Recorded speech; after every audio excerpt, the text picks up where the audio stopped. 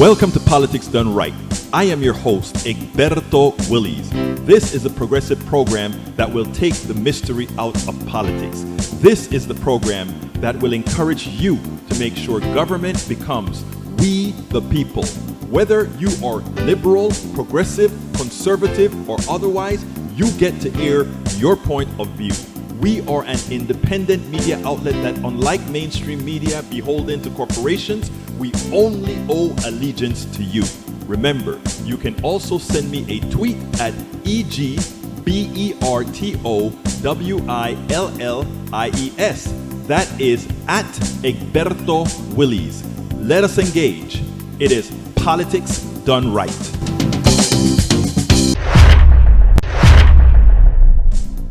Well, folks, welcome to one more edition of Politics Done Right. I'm Egberto Willies, your host. Thank you so kindly for being a part of the show. We are going to have a great show for you today, a wonderful show for you today, including a great guest that's been with us before. But, you know, we're in the time where we're talking about voting, etc. Hey, guess what came in for me today?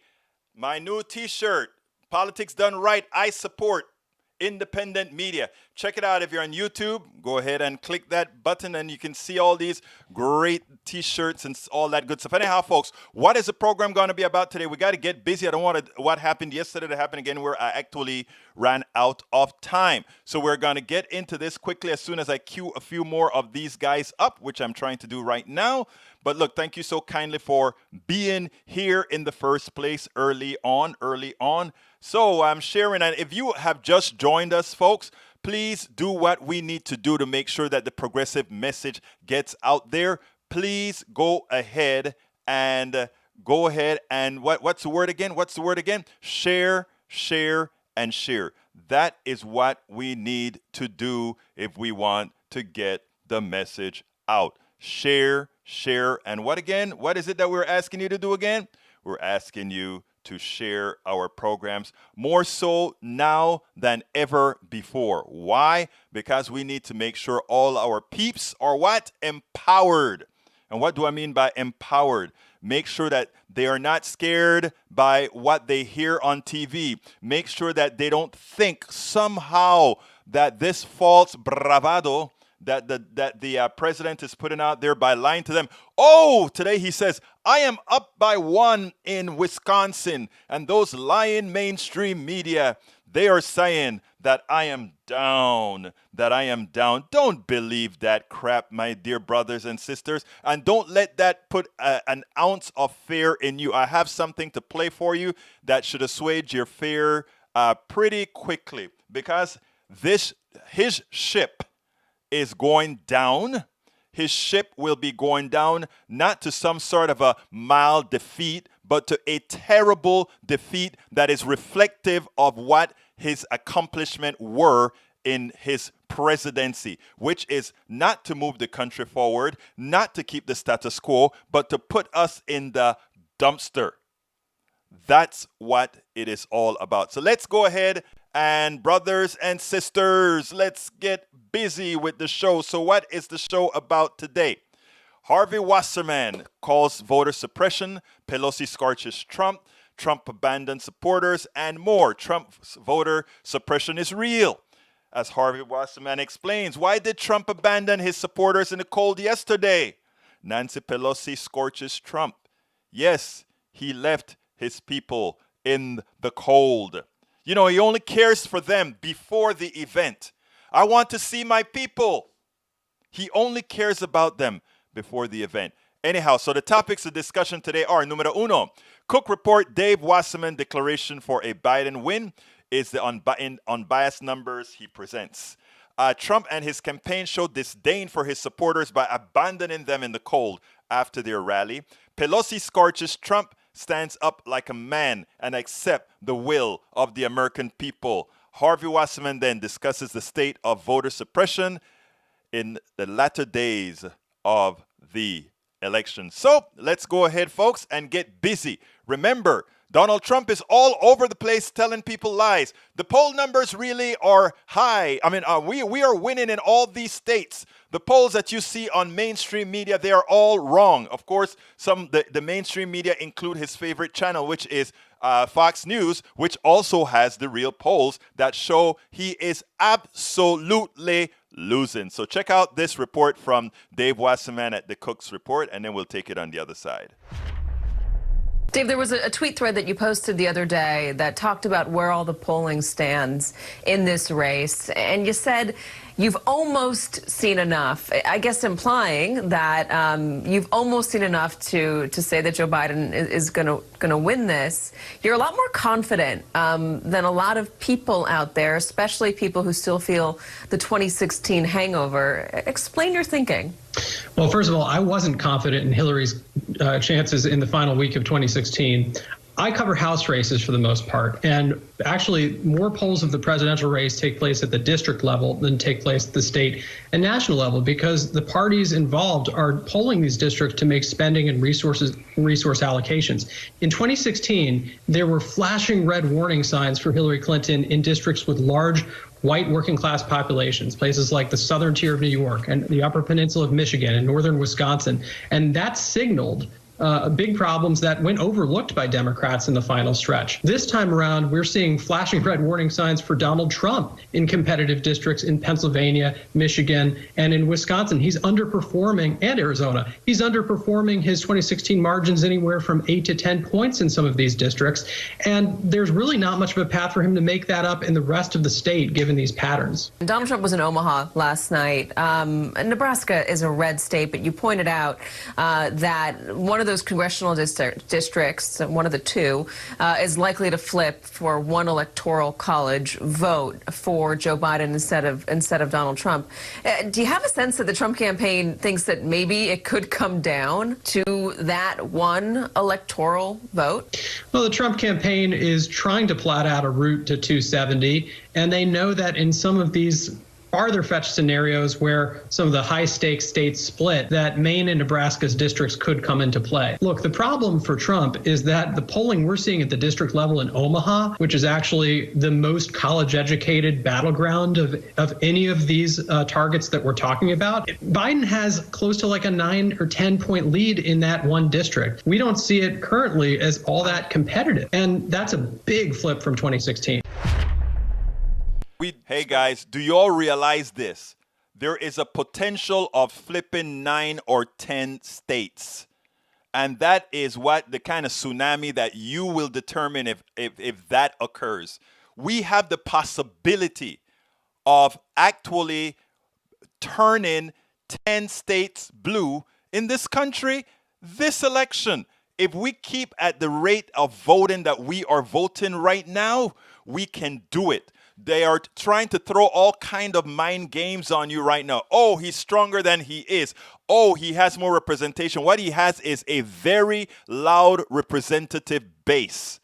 But the people, the will of the people, what the people want, the things that people are asking for, guess where it's at? It's where Biden, Democrats, and progressives are, and well-thinking Republicans as well. That coalition is unbeatable. Repeat, that coalition is unbeatable. Just look at the makeup of that coalition. The only thing that can defeat that coalition is shenanigans, and the way that you get around the shenanigans, as we will hear Wasserman talk about, Harvey Wasserman will talk about that, the way we get away all the suppression and tricks and trickery that they're trying is for us to all come out and win big. Remember this, folks, and this is so important. They are just loud, but it's just a fringe. It's just a fringe. They're just loud. Anyhow, so that was the Cook Report. So that should give you a little jump in your spirit. And why should it give you a jump in your spirit? Because it's not what we think. These are numbers. As you know, as an engineer, that's all I believe in, numbers, right? The other thing, of course, is, like I said, to overcome what suppression could occur, that is what we have to overpower with. So if you feel a little bit of worried, call 10 people and tell those 10 people to call other 10 people and say, please remember to go out there and vote. Brige MCP says, Egberto, Dave Wasserman and Harvey Wasserman, what a coincidence. You know, I am interviewing Harvey. Harvey and I go back a long time. He's at KPFK in LA. I'm at KPFT in Houston. We both do. We are both on the Pacifica network stations, and I mean, we hit off of each other. But anyhow, he has this big group that he's going to talk about that we're working on voter suppression. But we want to get this message out now. And what Bruce Pollard is saying right now is absolutely true. Vote now and in person. If you can go to the store, vote now and vote in person. And make sure to take somebody with you, inform somebody that you're going voting, and let them know that we have to vote to make sure the evilness of what's been occurring, both in actions and in person, is something that we will mitigate now. I thought headline was mistake. Oh, no. It's not a mistake. It's real. Two guys with the same last name. And how comes I interviewed them at the same time? All right, let's see. Daniel Ledo said, at least the conservative fringe is just voting. The leftist fringe is burning down the ground. Oh, you must not have seen those guys with the AK-15s in the house. You must not have seen the kid who gunned down the person in that town in Wisconsin. You must not have seen the people, the right-wing white supremacists in Oregon, what they've been doing and killing. It's amazing. The FBI. Donald Trump's FBI came out with a report that says the terrorism in this country is being effected by the white supremacist militias. Okay? Punto y final. We don't even need to talk about it. You can talk about the riots in Philadelphia after yet another black kid gets killed. You can talk about all of that. But the reality is that the sources of destruction in this country are currently being affected by right-wing militias, many of them white supremacists. Punto y final. Let's see what else here. Let me welcome everybody aboard for the first time, and then I'll do it again later. Bridge MCP, welcome aboard. The duck that quacks, welcome aboard. Daniel Ledo, welcome aboard. Bruce Pollard, welcome aboard. Lee Grant, welcome aboard. Let's see. And of course, Michael Rudnin, did you give us a report as far as how you're feeling? I don't know. I didn't see the top. I miss that every so often. Jacoby G, ¿cómo estás, mi amigo? Welcome aboard. Michael, I don't think you gave us an update. I need an update as far as how is your throat? How are you feeling? We want to make sure all our family is okay. All our family, including our good old right-wing brothers like Daniel Ledo and all the others, okay? Let's see. Tank 28, welcome aboard. Everybody, welcome aboard. Okay, the next clip I want to show you is, think about this. Look at what Trump did to his people. Remember, Trump has his people believing that he cares. I honestly don't understand how he is successful at doing that. He actually makes people believe that he cares about them. But we know there's no humanity in this guy. Even his niece says it. There's no humanity in this guy, and you see the way he speaks, even as he speaks to things. Look at, and by the way, the people that surrounds him as well show no humanity. If you doubt that, check this out, and then we'll take it on the other side. Because this shows you that Donald Trump and his cabal doesn't care about anybody else. They just want to keep themselves in power. They just care about how things are for them. Check it out. There was a moment between one of the White House communications officers, Hogan Gidley, and Allison Camerata of CNN from this morning that I'd like to play. Let's listen to it. Well, let's talk about acting responsibly. I mean, just again, with Wisconsin, are you at all concerned, given that there has been an outbreak in Vice President's orbit of people around him, and that there is currently an outbreak? I mean, hospitals in Wisconsin are near capacity. And so does that give you any pause, or the Vice President any pause about going there and holding a big rally? No, it doesn't. The Vice President has the best doctors in the world around him. They've obviously contact traced and have come to the conclusion it's fine for him to be out on the campaign trail. The American people have the right under the First Amendment to peaceably assemble. The Vice President has the best doctors around him. What is at the top of mind here seems to be that the Vice President and the President are fine. They're tested. They have the best doctors around them. And everybody else who's choosing to come to these rallies that they are holding is on their own. They signed waivers saying, I'm not going to hold the campaign liable if I catch COVID at their rally. Their people were left in the cold last night, Ashley. You tweeted this. You tweeted that Donald Trump bragged about how he could shoot people on Fifth Avenue, and now we're seeing a test of whether, and his supporters wouldn't leave him, and now we're seeing a test of whether he could, send people to the hospital because of frigid temperatures. And is he still not going to lose votes? It's a question. It is a real question. What happened, let's take the second revealing window first, in Omaha is unconscionable. Leaving supporters, many elderly, some young, in these sub-zero temperatures to basically fend for themselves is not something that should happen in any political campaign. I've covered other campaigns where sometimes, something would go awry with the advanced staffer and they would leave the press behind, right? Nobody even likes the press, and there were always repercussions for something like that. Now imagine leaving thousands of supporters stranded on a dark, wintry night. And the fact that rather than punishing anyone, as it seems, or getting to the bottom of it, the campaign basically released a statement saying they had hot cocoa for their supporters and passing the blame to someone else. Now, that first clip you played of Hogan Gidley was also incredibly revealing, because that question, it seems, was very clearly a question about, are there any concerns about these supporters who are gathering who might be at risk from the vice president, who might have been exposed? Is there any concern about gathering so many supporters together, not wearing masks, not with social distancing, in a case where infections are spiking and hospitals are overrun? But the way Hogan answered it was as if the only person who mattered was the vice president. And in the president's orbit, that is basically how they operate. The only person who matters is the president, and everyone else, as you said, is left to fend for themselves. There's no doubt about that. You must ask yourself again, you are in the middle of a pandemic, and in order for you to feel ingratiated, in order for you to get your ego stroked, you have to have people put themselves at risk. And you treat them well, and you talk to them nicely to come to your show. But where it takes money to get them back home, where it takes money to keep them safe on their way back, all these people came to support you. You just say to hell with them, bye, thank you for giving me the media app, and thanks for adoring me. Now I'm gone. Now vote for me. Come on, people. Do you really think this guy has the ability to love? Do you really think this guy has the ability to care? Do you really think this guy is really the president of the entire United States, or simply a grifter, which is exactly what he is? As all the reports that are coming out right now is showing, both in the Washington Post, that all his private businesses are bilking the taxpayers' dollar. $3 for a cup of water in a glass.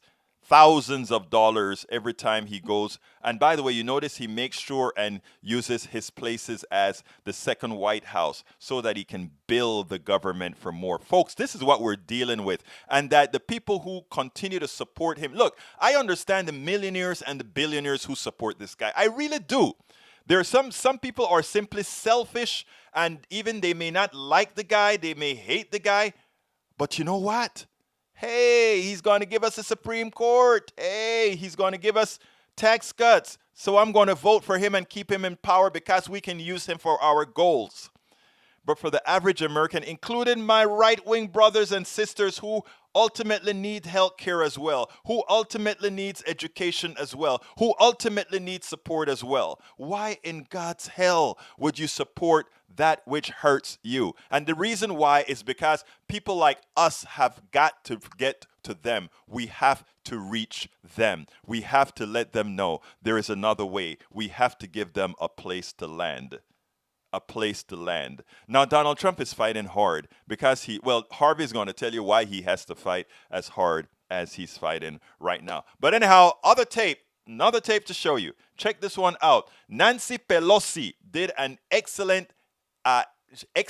explained what we're going to do. Well, not what we're going to do, what the president should do when he loses. In other words, brother, just try to be a man for a change. Try to stop being a child. Stop trying to be a whiny little boy. Stop trying to be, why not grow up, in effect? Grow up. Check this out. Nancy Pelosi, she's not playing. when confronted with what Donald Trump said, oh, this counting of the votes should end on the day of the election and a winner declared. She would have none of that. Let's take a listen to this and then take it on the other side.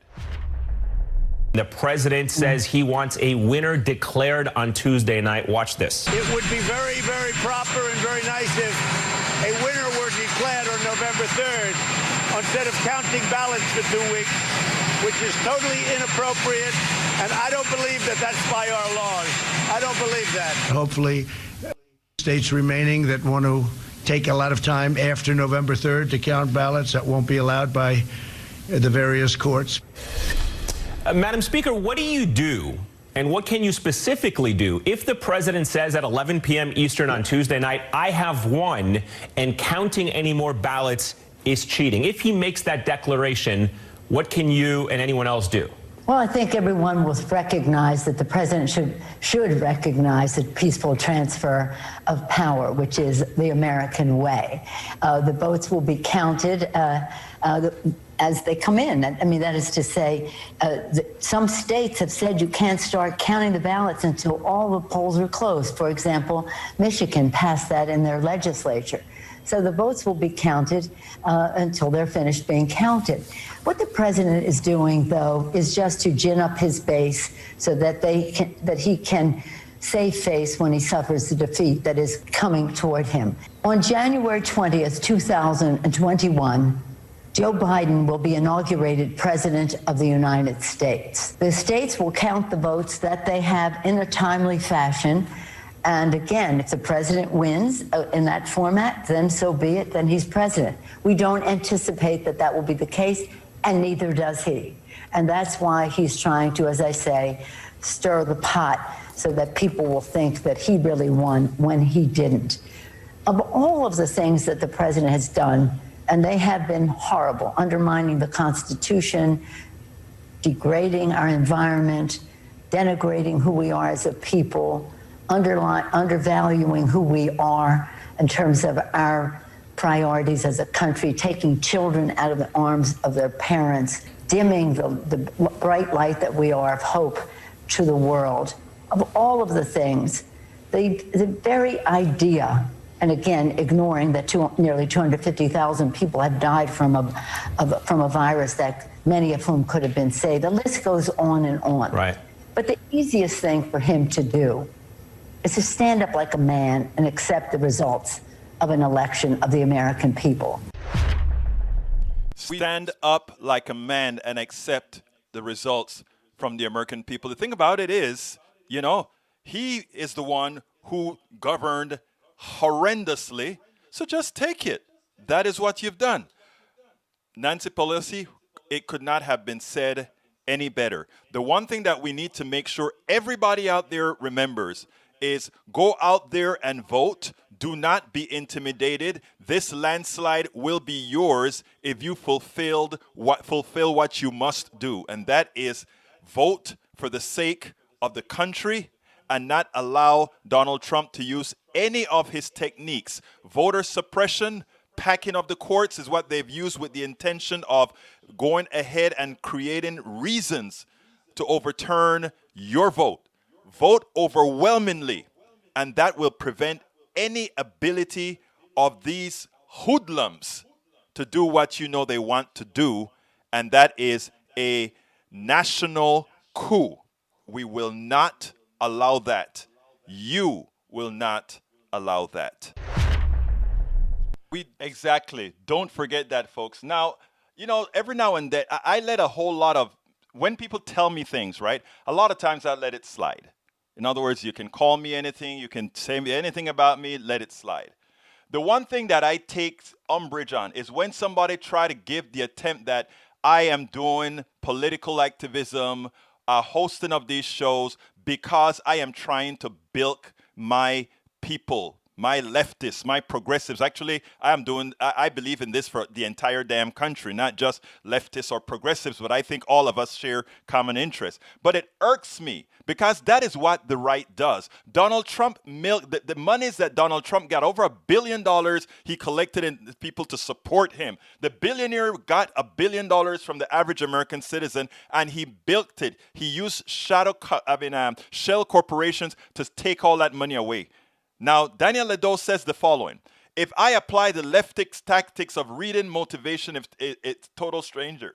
I have to tell you that all Egberto cares about is making money off the backs of gullible leftists. He doesn't believe what he says. It is all about selling subscriptions and saving swag. Let me tell you something, brother. Selling subscriptions and asking people to become members of Politics Done Right. Asking people to buy my products, my books that I write on Politics Done Right, and the product has nothing to do with, oh, I'm trying to build them. It's a matter of surviving. It's a matter of being able to keep this program on air. Let me tell you something. It's not profitable at all. Before I gave this up, I got mad when I saw that, because I said to myself, you know what? This guy, one of the problems with progressives is we let a lot slide, and then it becomes a part of people mentality. These are the products of Willie's Computer Software Company, okay? MTAS, expensive product. Comlog, ComDRV DOS, ComDRV Plus, all of these written entirely here. All technical, expensive products that I lived on till I decided to quit it all. All of these products, sir, okay? ComDRV Live, complete library used by Boeing Aerospace and the government and all the big guys. ComDRV NT, priced anywhere from $299 to $10,000. These are products made out of one person's brain and capitalized in a capitalist society to create an income source, and then said, you know what, this is crazy. This is not what a society should look like. By the way, it was even translated into Japanese, okay? So, the reason I'm telling you this, sir, it's because too many people use those as excuses to come at us at the left. And a lot of people on the left do this. They live their lives, they live their capitalist life, and then they say, oh my God, we have to really start thinking about the people. It's easy to do that. I can make a lot of money doing that. That is where the money's at, right?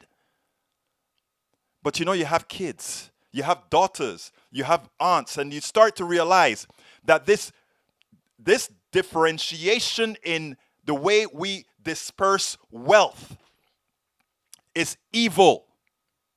And when I say evil, I mean evil. The fact that I could create all those products was because I went to a college, the University of Texas, that all Texans, that all Americans paid for. I was able to go there, get some knowledge, learn things otherwise, and capitalize on it and make a lot of money. That's the truth. But then, there are a lot of people who paid taxes to send me there, to send you there, and all those who got to do those things. A lot of people got that. But not everybody was able to capitalize on it. Why can't we support everybody, given that all of us were in the same pie together? Why can't we? And when one decides to be honest about these issues, one mind begins to change. And you know why you change? Because you remember, it's not, especially if you're in the science fields, and you understand that there are things that are not sustainable. These things are not sustainable. And when you try to do something about it, so Mr. Ledo, you can say whatever you want, my brother. You're simply wrong. And there are a lot of good people out there trying things when we don't do it like the right. We are not grifters like the president. And do I believe everything that I talk about? You bet your damn life I do. That's why I gave up hundreds of thousands of dollars to do this. Yes, a poor man now, because you can go to sleep better. You can have a much better life. You can feel like you're doing something positive for society. So don't you ever again make a statement like that, sir. Okay, sorry about that, people. Sorry about that. Sorry about that. Let's go ahead and talking about my swag. Actually, it's swag time. I forgot to cue Harvey Wasserman. So let me go ahead and cue Harvey Wasserman because for some reason, while I was supposed to cue it in that place, I didn't do it because I had to go ahead and answer Daniel Ledo. Anyhow, folks, thank you so kindly for being here. I want all of you that are watching right now, if you're on YouTube, please consider subscribing to to our channel. Just click that join button, become a member. If you become a member right now, I'll advertise you right away. Folks. Anyhow, let's go ahead and let me bring up my little donation links here. Folks, please go ahead and get this book if you want. This book, actually, it's been getting very damn good reviews. Other people, there are good friends in here, Bruce Pollard, that is going to take care of helping us with the second edition of the book, which will be coming out subsequently. But anyhow, here's the deal. You can get that book at Amazon right now. I just put that link into the feed. So that link right now is in the feed. So please click on that link. Consider getting that book. It's worth it. And trust me, it's worth it.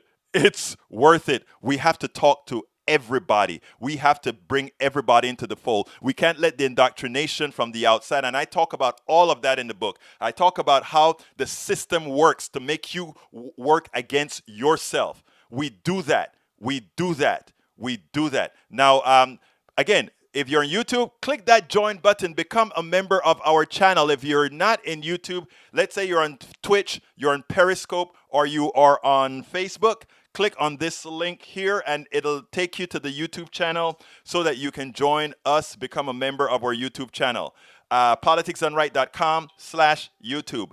politicsdoneright.com/YouTube. Of course, if you're on YouTube, go in the feed and you can see all the different things that we sell, including these t-shirts. See, I have one on today. Hey, Politics Done Right, I support independent media. And I just got this in.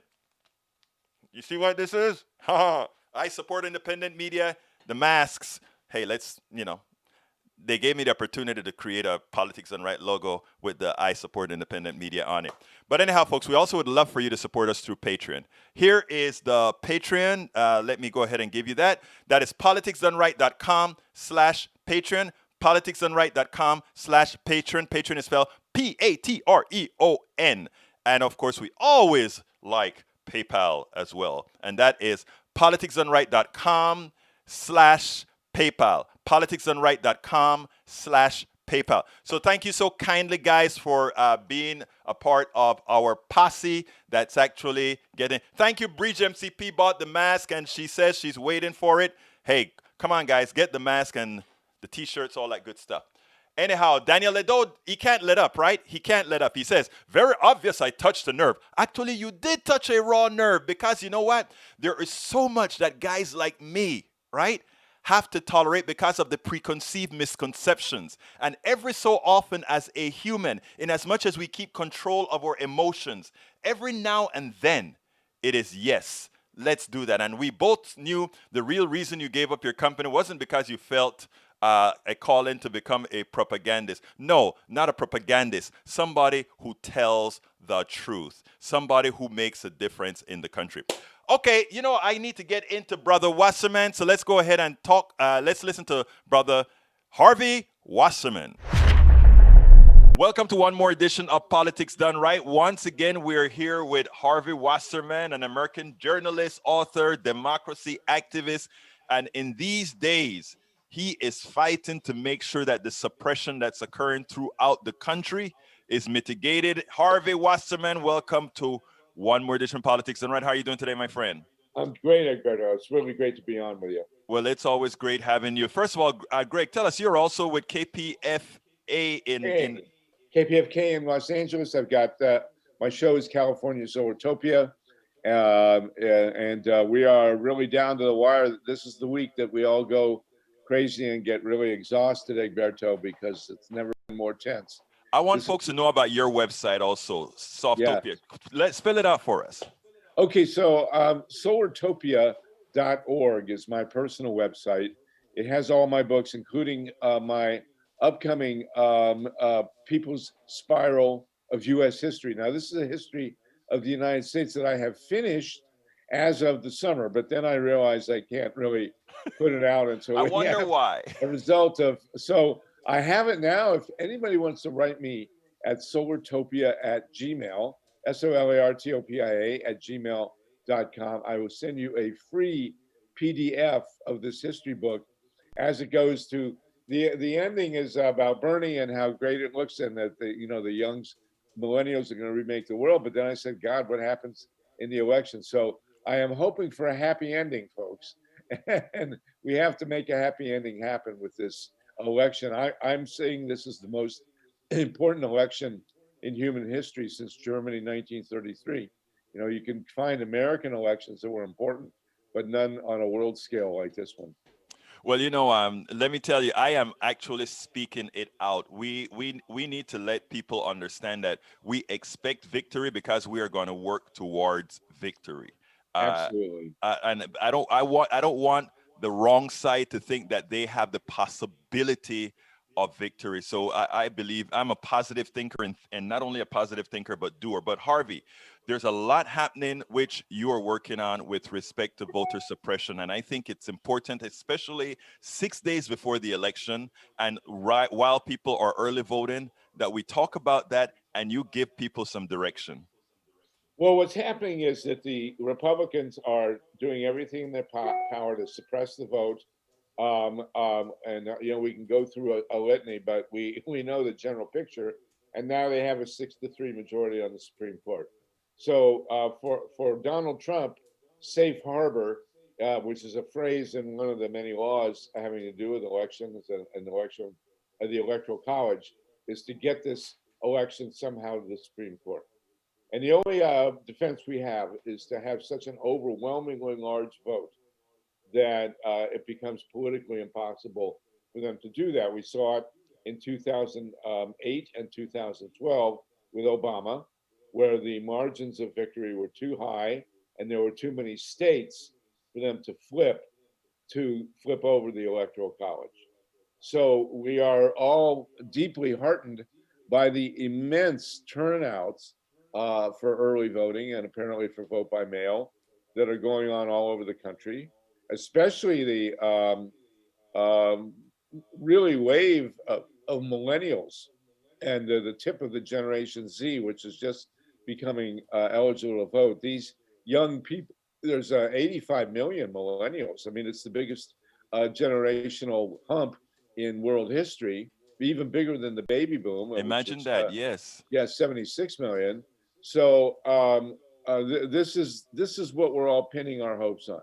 Now, everywhere we go, from Alabama to Pennsylvania to Michigan, the forces that be are trying to suppress not only the turnout but also the vote count. And every dirty trick that these guys can play, they are playing, and that's what we have to counter. We have armies of lawyers out there now. The NAACP in North Carolina, for example, is putting lawyers into every precinct that they can. We hope that's going on all over the country. We don't really have a sense of what the Democrats are doing, but thankfully people are not waiting for the Democrats. They're going out and doing everything they can as individuals to make sure that this thing doesn't get away from us. Now you have a group, the Emergency It's the Grassroots Emergency Election Protection Coalition, or as someone has called it, GREEP. And our website is Grassroots EP, GRASSROOTSEP for electionprotection.org. And we post every article we can get. We have a Zoom. We've been having Zoom calls every Monday, 5 p.m. Eastern time. We'll continue this after the election. We have had 22 emergency election protection meetings with between 50 and 100 people, 90 minutes each. So we've spent more than 30 hours talking about nothing but what is being done to steal this election and how to prevent it from happening. Now, you said something interesting. You said that you're putting people in as many precincts as you can, and I imagine you're selecting those precincts in areas where you think there could be problems, correct? Yes, well, and especially heavily populated areas, and of course swing state areas. These are specifically in Wisconsin, Michigan, Ohio, Pennsylvania, North Carolina, Georgia, Florida, Texas now, and Arizona, and even Iowa. Those are all states that could go one way or another. Now, as it turns out, the Republicans were spending some money to install some goons around the country. What's the state of that?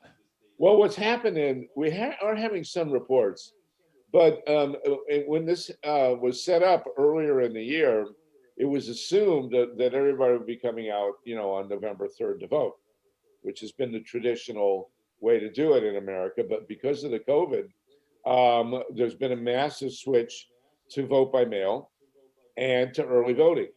So the whatever disarray the right wing was hoping to impose with their Klan-style militias turning up at the polls has been diffused because there hasn't been the centralized voting that they were expecting, and so we do expect a really massive ugliness. And we have had a few instances in Alexandria, Virginia, for example, which is a blue area.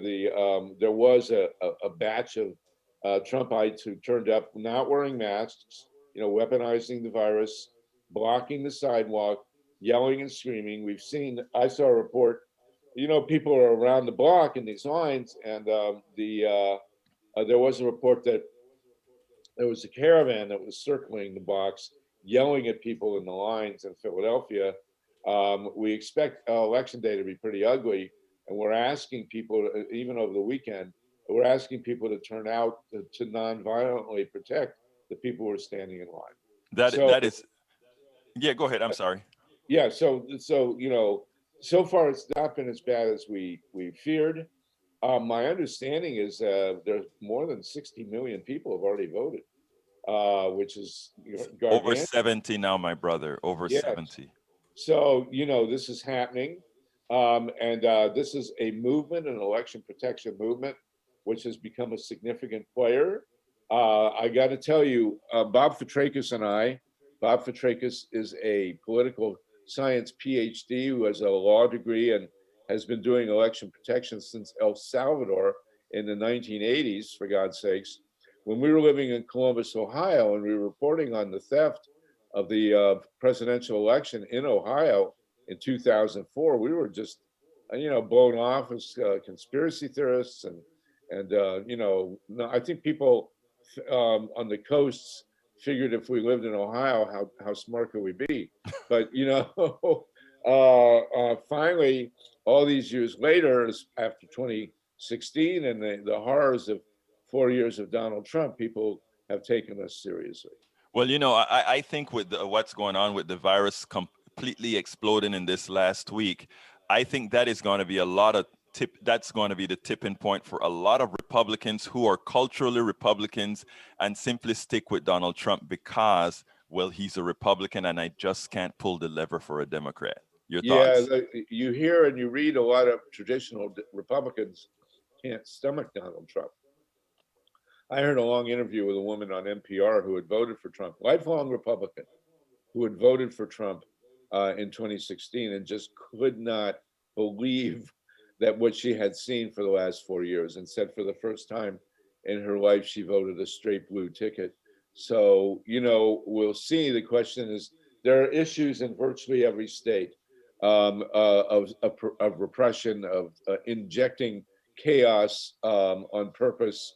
But we do have, Egberto, and this is important to understand, this is a monumental turning point in elections in America for a number of reasons. Number one, it's the first one since way back when that is being conducted almost entirely on paper. We had a spell from 2002, 2004, where voting was done on electronic touchscreens. And those machines were perfectly designed to steal elections. We called it touch and pray. You would go in, you'd hit a button, and God knows what would happen. This year, because of the COVID and because of vote by mail, a very large majority of the ballots will be cast on paper. And that means that we actually have paper to hold on A to. paper trail. Harvey, you know, I have been completely misinformed, not misinformed, I guess I misinformed myself because I'm in a state where electronic voting is very popular. It's in my area, it's the thing that's done the most without a paper trail. And so in discussing with people, that's always been my concern. Can these votes be stolen? It's really refreshing to hear that you say most of our ballots now will be paper in this particular election because it minimizes the possibility of, well, it minimizes messing with the vote, if you will. Yes, well, they can be messed with. I mean, in the old days, everybody voted on paper. That's all we had. And somehow a lot of the ballots wound up in rivers and dumpsters. Wait a minute, you're making Trump sound sane now. Come on. Yeah. So no, but that's why Trump hates vote by mail. There are a number of reasons. First of all, it's not as easy to steal in the vote count. And as we say, if you're putting your vote in the mail, you're not being vulnerable to the militias. Right. So you're a moving target. Finally, thank God. So that's a big deal. And the other thing is that it's a massive generational changeover. Yes. As I said, including, by the way, the poll workers. Poll workers historically have been the elder people, because it's a day and you come out, you get paid. And but because of the COVID, clearly they didn't come out. And there was a moment, a few weeks ago where suddenly people realized that the polls are going to be worked by millennials. And in some cases, actually, in most cases, the law is to be a poll worker, you have to be a resident of that precinct. But you don't have to be actually old enough to vote. And so we're having a lot of 15, 16, 17-year-olds turning up to vote, Generation Zs. I saw one case where there's such a demand, such a supply, so many kids who want to, it's good money, actually. Yeah. So many kids want to come in and vote that they set a minimum grade point. You have to have like a 3.0 to work the polls, which is, an incentive for kids for grades. So this is a big deal. And of course, we also have a woman of color. And I think that the woman that Kamala Harris is actually, of the four, of Trump, Pence, Biden, and Kamala, she's the one this election's really about, because we have a huge shift in the demographic nature of the electorate. And some have called it, for Trump's people, it's a demographic death march. Right. Of all the places, you're feeling it most in Texas. Yes. Because you have this giant shift from white men, represented by Donald Trump, who is the ultimate white misogynist, racist, antique, to a very diverse country. Right. And where by 2050 or even earlier, the majority of the country will not be white men or even white.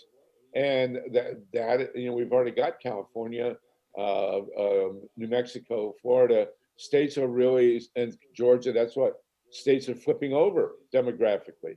And so one of the reasons I think that the Trump people are so ferocious is that it's white, older white men who cannot fathom, can't face the reality of what's happened to the demographics of our country. They're pushing the stream with their desperate hands there. Sadly, what they don't realize is there's nothing wrong with that nobody is a real majority, that we all have. It is, I am still trying to figure the pathology of thinking that having a society that looks like the world somehow is a bad thing. I don't know. Maybe there's something wrong with my thinking process. No, what it is that the United States was formed, overrunning the indigenous. The United States was formed by white Christians calling themselves Christian. I think Jesus saw the state of what calls itself modern Christianity, pull his hair out. But they have run America, the United States of America, since the 1600s. And with the formation of slavery, they have assumed a position of domination. You have to understand, Egberto, that the covenant with the devil that was made in the United States with slavery was actually not about economics. It was about power.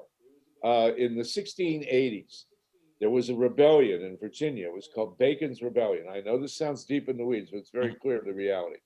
And most of the labor force in America, in Virginia, where they were growing, tobacco on a plantation system, was it was not slave labor, it was indentured servitude. Mm-hmm. And you had blacks and whites working side by side. And racism was not a thing. There's a wonderful book by Lerone Bennett about this. Blacks and whites fraternized. They worked together. They actually intermarried. There were, a lot of mixed race children. It did not occur. I know this is hard to believe, but it did not really occur to people to be racist. And then suddenly, this rebellion, the plantation owners realized that they could not afford to have a labor force where blacks and whites could unite. This happened in Bacon's Rebellion. There was an upheaval. It was not a great thing. They were demanding more land be taken from the Indians, but nonetheless, the blacks and the whites together overtook the government of Virginia. They burned Jamestown to the ground. They forced the governor to flee. And so the big guys realized that the one way they could protect themselves was to it was not a class system, it was a caste system. Right. C-A-S-T-E. And that with slavery, they made black people subhuman. They gave them the status of non-humans so that the white people could feel superior. And that has been with us since the 1680s. Yeah, go ahead. I'm sorry. And so that's where the racism that's so deeply ingrained in America came about. I've been talking about that without knowing the real history for a long time. I got all of that from inference. You're giving it from a historical perspective. I'm glad for that. I trust that all of that is in your new book. Yes, The People's Spiral of U.S. History. And it really, even quotes Lyndon Johnson as saying basically, if you give a white man the feeling he's superior to a black man, he'll do anything for you. So no matter how bad off a white man might be, he's still not black. And that was the whole basis of the racism in America. There's a lot of argument about whether slavery was actually an efficient system. You can make a case that it was a money loser and that indentured servitude was actually more efficient. Let me stop you right there, Harvey, because what you just said, you corroborated exactly what I've been telling my audience for a long time. And that is that the capitalism as we practice it today is just an antiseptic form of slavery that works a lot better. The slave had to be taken care of. The slave had to be fed. The slave had to be kept alive. The slave had to be insured. You work under capitalism. When you're no longer of use to folks, throw you away and get the next. Exactly. And, the Civil War, which was definitely about slavery, was also about capitalism. Mm-hmm. And the Northerners, the Northern industrialists, did not want the West to have slave labor. They wanted a free market in labor. Of course, the West also, they grew corn and wheat. You don't really grow corn and wheat with slave labor. I mean, the reason the slavery was used in the South was because tobacco and cotton, as well as indigo and rice, those were all, could labor intensive, yeah. But once they invented the reaper and some other of the big tools, corn and soy and all the other things, and basically beef, you don't do beef with slave labor. But we're just coming out of it, and one of the significant reasons that the millennial changeover is so significant is that we baby boomers, we faced two monumental institutions that needed revolution. And number one was the culture involving racism, misogyny, sexual uptightness, all those things that came with into the 1950s. And number two was the empire. And as a boomer, I think we succeeded in revolutionizing the culture. I mean, God knows it's a long way to go.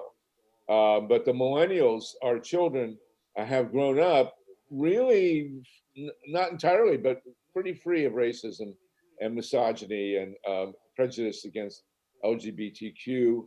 You know, drug, sex, rock and roll, marijuana is legal now, thank God. You know, I mean, I wrote one of the first editorials at the University of Michigan on the student paper, if you can imagine this.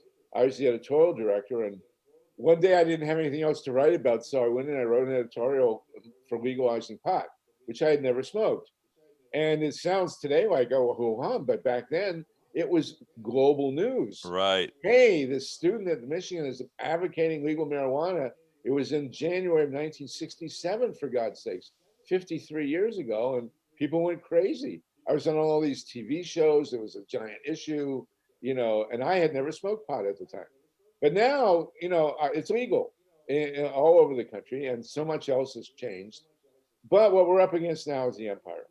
And, Now, you know, Harvey, yes. we're coming up on time, so why don't you answer me what you would have wished I asked you about voter suppression or whatever that I didn't? Well, listen, Egberto, you asked me what needed to be asked, what's happening with this election. We know that Donald Trump has a choice between the White House and the big house. And he has got to stay in power or he's going to go to prison or have to leave the country, as he himself said. So every dirty trick that can ever be pushed to try and prevent people from voting, they are doing it. And to prevent the votes from being counted. And so, you know, from fake, here in California, they put up fake drop boxes. I heard that. I saw that. Yes. Some drop boxes have caught on fire in Texas. Yes. In Ohio, they're allowing one drop box per county. So you can have a small rural county where, you know, you got a few hundred people with a drop box. And then in Houston and Dallas and Austin, you know, there's one drop box in the whole county. You know, in Alabama, they required sheets of witness sheets, and then suddenly they didn't. And there's signature issues. There, every issue that you could imagine. They want people to be watched while the votes are being counted.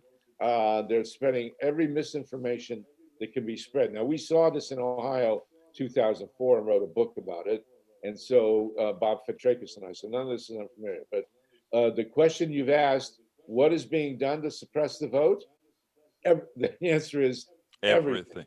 And we got to be prepared. And the only protection we have is a vote count, a vote to turnout that's too big to turn away. Harvey Wasserman, thank you so kindly for having been on Politics Done Right again. You always have informative stuff for us, so I really appreciate that. You have a wonderful rest of your day. You're the greatest, Egberto. Thank you so much. Thank you. All right, folks, I hope you like that. And let me make Daniel Lado's day. Folks, go to politicsdoneright.com/YouTube and join our program. Go to politicsdoneright.com/YouTube and join our program. But I tell you better, if you are already on YouTube, just go ahead and click join. Are you happy, Mr. Lado? I'm going to take all the advice of my wonderful people in this room. Thank you so kindly. I know you have places you can go. We are at the end of the show. I love you all. I respect you all. We are going to win this thing. Vote, vote, vote. I got to make this plea before I leave. It goes this way. Folks, if you can go to the grocery store with your mask on, with your sanitizing wipes, you can go to the polls. So please, my brothers and sisters, go vote in person if at all possible. It is too late to send off your ballot by mail. So if you need to fill your ballot out, fill it out and take it to a drop box in your particular county or whatever the rules tell you to do in your county. But vote, vote, and vote. We want this to be an overwhelming vote. This must be a repudiation of Donald Trump. It must be a repudiation. Before I go, I need to really quickly salute all the new people that came in. Blair Halfley, welcome aboard. Tank 28, Lee Grant, Breach MCP, Michael Rudnin, Jacoby G, Daniel Lado. Let's see who else is here. Madre mía, estoy tratando. Deborah John, welcome aboard. And thanks for those kind words, Deborah. Thank you very much for those kind words. Let's see who else here. Wow, I'm going up. Wow, it's a lot of messages, dudes. Okay, come. The duck that quacks. I can't miss the duck that quacks. I'm going to miss quite a few because I'm going pretty fast, and sometimes I miss that. Let's see. Nanette Bird Smith, welcome aboard. Let's see. Who am I missing? Bruce Pollard, welcome aboard. Let's see. Who am I missing? If I miss you, please forgive me. But I like to call Tank 28. I think I called you out. I like to make sure and welcome absolutely everybody that is here. Lee Grant, I think I got you. I think I got Jacoby G. Okay, let me go to the bottom. Anybody that I didn't call, put your name out as a message, and I'll get the message right here. Okay, I think I got everybody. Anyhow, folks, thank you so kindly for having been a part of Politics Done Right. I am going to close this baby out now. My name is Egberto Willies. This is Politics Done Right, and you know how I end this baby. I am what? Out!